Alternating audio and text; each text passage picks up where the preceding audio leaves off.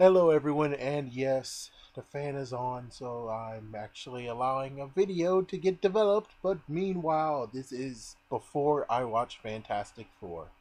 Yes, I have yet to see Fantastic Four. I know there's lots of negative reviews, and I'll love to hear them as soon as after I finish watching Fantastic Four, the reboot, or Ultimate Fantastic Four, but they still call it Fantastic Four either way. So, what I'm planning to do is, well, first I'll tell you afterwards, but first I'm going to just say what I plan to do. What I plan to do is watch the movie and then defend it. Yes, because there's so many people out there who are so gun ho to damn, damn, damn, which I'm like, oh my gosh. You see why we can't have nice things sometimes? I mean, given yes, I do have to admit some of the Fantastic Four. I'm not really a good fan of Fantastic Four, but I do have to admit the first movie was pretty decent. I would figure the first movie is kind of pretty decent. The second movie was okay, but I kind of would have loved. Yeah, this is like the little hiccup of the second movie is just the fact that we didn't get to see Galactus whatsoever.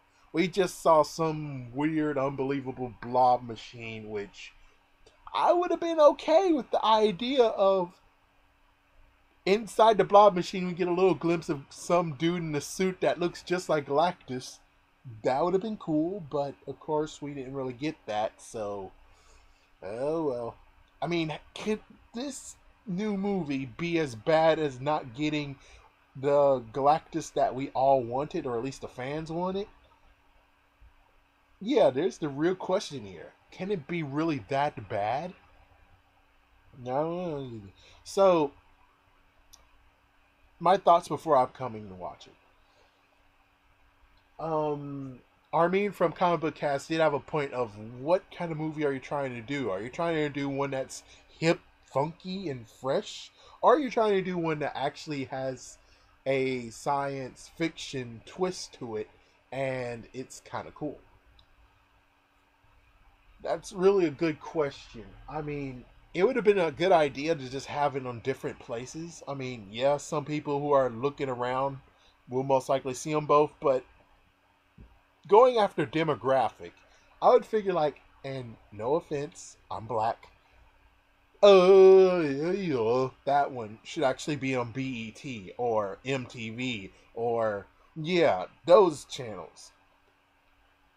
As for the other one, I would figure it'll be on everything else. Yeah, the ones that most likely no teen or hipster will actually watch, or someone who actually is awesome with the music.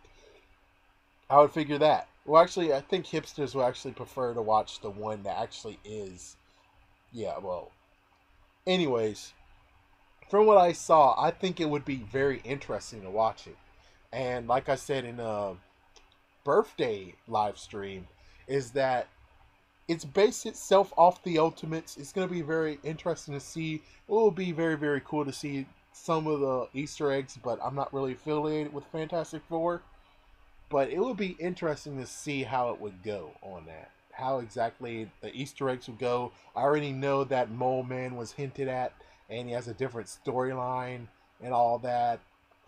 Which is kind of sad. Why did you cast the guy who was going to be the leader? Why did you cast him? Now we won't ever actually get the leader now. But of course, well, they did kind of already rebooted the Hulk because they already got rid of freaking Edward Norton, which did a fabulous job. I thought Edward Norton was cool, but instead they were like, nah, Mark Ruffalo. He was always Mark Ruffalo. We were dumb to pick Edward Norton in the first place, which I'm like, dude. But anyways, yeah, and I bet chances are Betty Brant will be recast as well if they ever put Betty Brant back into the Marvel Cinematic Universe. I'm glad at least one person from Incredible Hulk actually gets to keep his job, and that's freaking Thunderbolt Ross. That's good. Thank goodness at least he gets to save his job.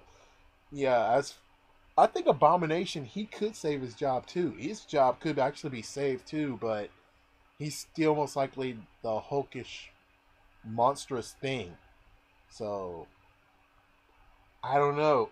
I don't know on that one. Someone could easily replace his voice. Anyways, let's just cut this down because I don't want to make this a very, very long video. So, going in, I know that I shouldn't have high hopes for it, but I'm just going to be a movie watcher. I'm not going to be someone who's going to be like, oh, the comic says it does this. The comic says it does that. The comic says this. The comic says that.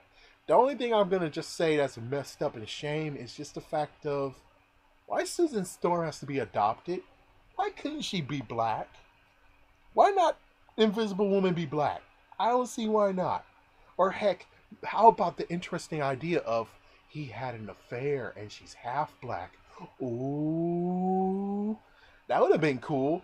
That would be something very, very cool. And that would be another storyline you can create. It's the fact that Dr. Storm wasn't faithful to Mrs. Storm, which we have no idea. I have no idea before watching the movie if Mrs. Storm is alive or not.